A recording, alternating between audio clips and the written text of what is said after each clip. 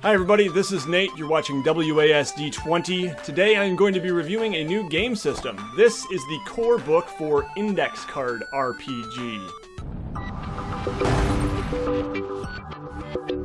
Well, here it is, guys. This is Index Card RPG Core Book. This is a game system from Runehammer Games, which is the company of Hanker and Furrenil over at the YouTube channel Drunkens and Dragons, one of my favorite RPG YouTube channels for sure. And yeah, I'm really excited to give you guys a look at it.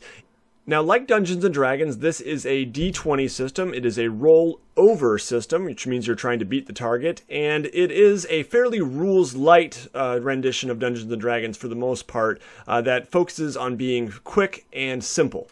I'm excited to show you guys this book, but I'm also really excited that I get to give away a copy because Hankerin, when I met him at AtCon 2017 in Tacoma, Washington, was kind enough to hook a bunch of us up with a copy, and I already had a copy, so now one of you gets a copy thanks to his generosity, so that's pretty awesome. Stay tuned to the end of the video and I will explain how that contest will work.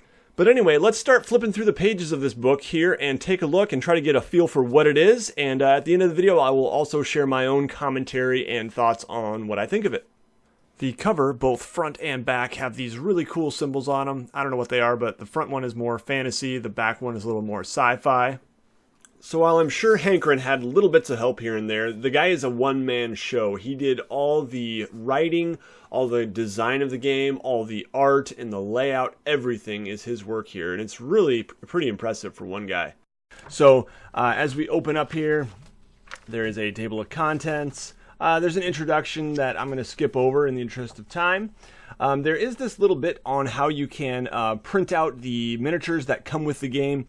Except the soft cover does not actually come with these print and play miniatures, and that's something that I'll mention a little bit more in my critique of the game.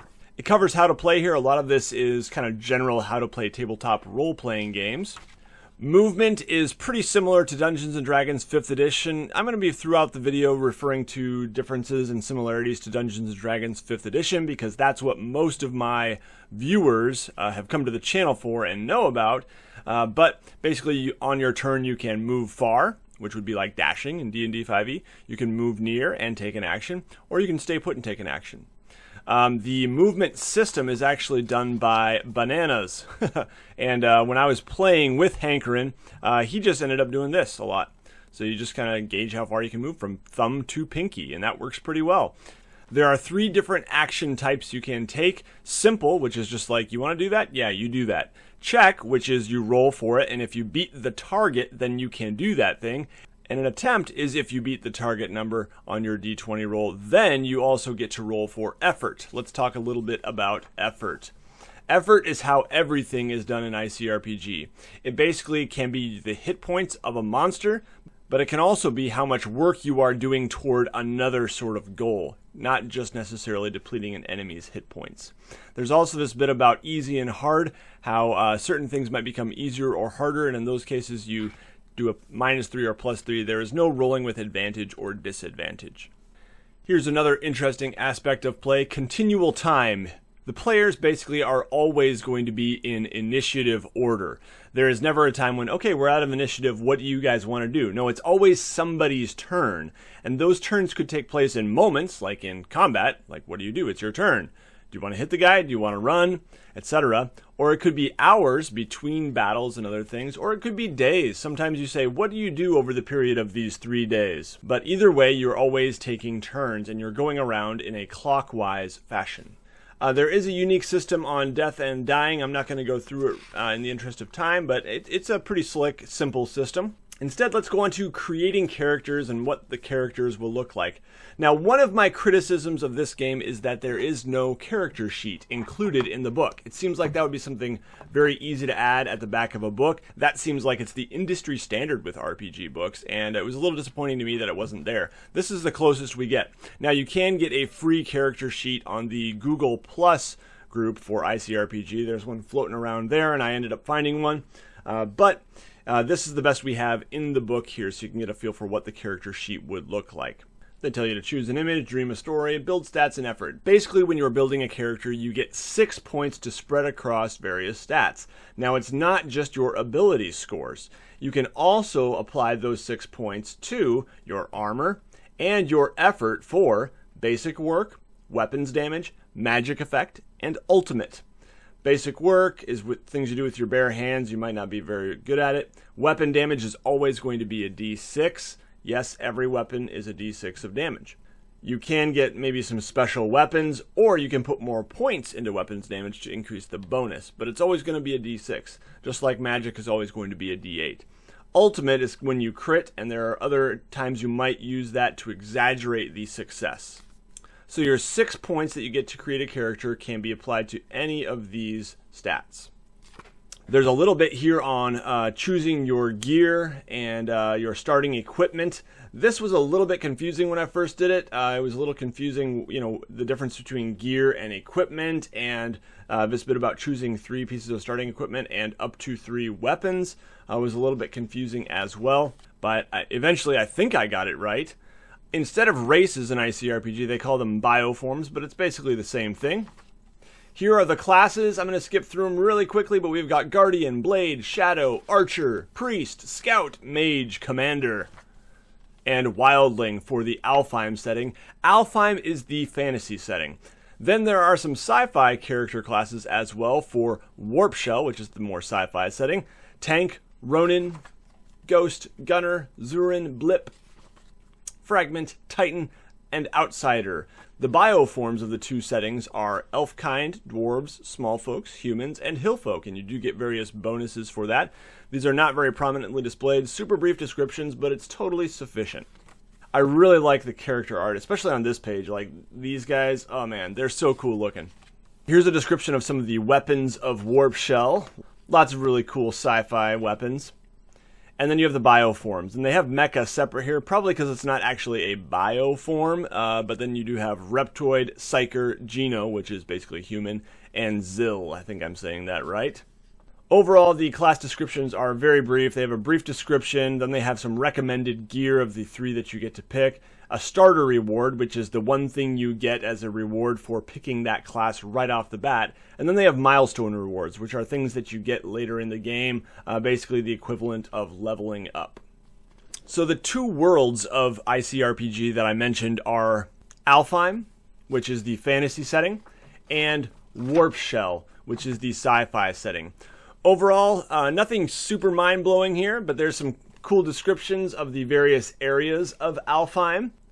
It seems like a cool setting, but again, nothing mind-blowing. I do like that they give you some adventure ideas for each of the different regions of each setting. That's a really cool addition. Warp Shell is a really interesting setting. It's a universe in ruin, it says. Basically, there's this devourer that is growing and consuming more and more and more. The players have been chosen. My impression was they've almost been chosen by these starships that are able to fold space, basically. This is the space folding technology called Warp Shell. So it's a pretty cool idea, and I really like it. And there's lots of different descriptions of various areas of the Warp Shell setting as well, including Bastion, which is a really interesting addition. Basically, he asked the Absolute Tabletop guys for permission to include the setting of Bastion because they are working on this setting for their role-playing game Harbinger. Pretty cool. Now this is one of the highlights of the book, guys. This is the section on game mastery, and this is just chock full of good ideas. Even if you never intend to run the system of ICRPG, a lot of this stuff is system agnostic tips, tricks, strategies, inspiration, and just great ideas for game mastery in general. I really love this map. It's just so cool. Hankeron's art style is great. There's this oath, very inspirational words about what a game master should be. Again, lots of just cool system agnostic stuff here. Location, goal, obstacle, just thinking about how you plan adventures, narrative technique, easy and hard. This is more rule specific. Using hearts. Now, hearts in ICRPG are an interesting rules aspect. Monsters and characters do not have traditional hit points. They have hearts. Each heart does represent 10 hit points, but it is not just characters, sentient beings that have hearts. It is also challenges. For example, opening this chest might be a 3-heart challenge. Trying to use the navigational computer on a ship might be a 2-heart challenge, and you have to apply effort to work away at it and try to solve various problems. Turn order, there's a couple different ways you can do initiative. One is by just the players deciding who goes first strategically.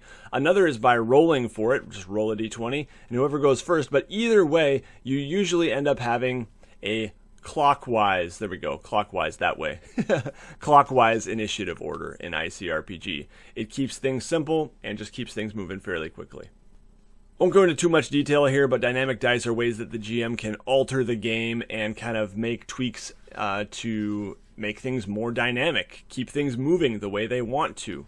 I like that Hankerin fully recognizes that ICRPG can be used as a plugin. You don't have to alter your campaign or the system you are already using. You can decide to take an idea or two from ICRPG and plug it into an existing game. Lots of great ideas on session planning, story architecture, encounter architecture, all kinds of great stuff here. Challenge tuning, Hankerin had a great video on this that I really liked. Encounter archetypes, these are really cool. Just different ways to think about it, and you know, if you're getting kind of stuck in a rut and feel like everything is the same in your RPGs, taking some of these different encounter archetypes and making sure that you use a wide variety is a great way to make sure that you have some variety and a dynamic feel in your tabletop role-playing game. Then there's a section on monsters here. I'm going to skip through this pretty quickly. There is art for each monster. There's about 25 here. They are organized in alphabetical order. Some of them are very traditional sort of D&D monsters, but others of them are very unique and yeah, just some really cool inventive monsters here as well. So there's not a ton of them, but they do have this section at the end on making monsters, which I think is really great because it recognizes that you can easily make your own. It's a fairly rules-light system, so that's not a very hard prospect, and you can take monsters from existing role-playing games and easily put them in here and stat them out using this handy guide. Loot! In the back there's some loot tables. This is cool. You can have your players roll a D100 and see what they get on the loot table. So that's kind of a cool thing. Players feel like it's maybe a little bit meta sometimes, but at the same time, there's that feeling of excitement that you are determining what loot you will get, and the DM doesn't necessarily have it pre-planned. Then there's this shabby loot table. I'm not sure if shabby is better than starter loot. I couldn't really tell. And then you have class quest loot. Now this is the really good loot. This is loot that is specific to your class. That would be for special cases. So that's pretty cool. And that's it. We have this section on the road ahead here, the future of ICRPG, and there is some contact information here, some ways to keep in touch, but I think really they need to put the Google Plus group here. That's a really key part of the ICRPG community right now. Super active, posting lots of cool stuff, and if you get the game, you definitely got to join the Google Plus group. And that is the book. So overall, I will say I really like the system, I really like the book, and I highly recommend it. But we are going to mention some constructive criticism here before we get to all the positive things I have to say. The first piece of criticism I would say is I think it would be a really easy and important inclusion just to add a character sheet in the back. It's just, for me, a handy reference when I'm reading the rules for a system to also have the character sheet handy so that I can see how the rules are put into practice in the character sheet in the game. I also think that editing this is page 9 here a little bit, to not include so much about, hey, don't forget to open your PDF and print out the miniatures, and also the print and play includes a character sheet PDF, which is also at the end of this book. And you know, these things just aren't true. I have the hard copy only here, and that right there, when I'm reading that, it kind of alienates me as someone who only purchased the hard copy. Yes, Hankerin does mention, buy the PDF, this is the version to buy. There's a big disclaimer there. That wasn't there when I bought it, but it is there now. The PDF is the version to buy because it comes with these things.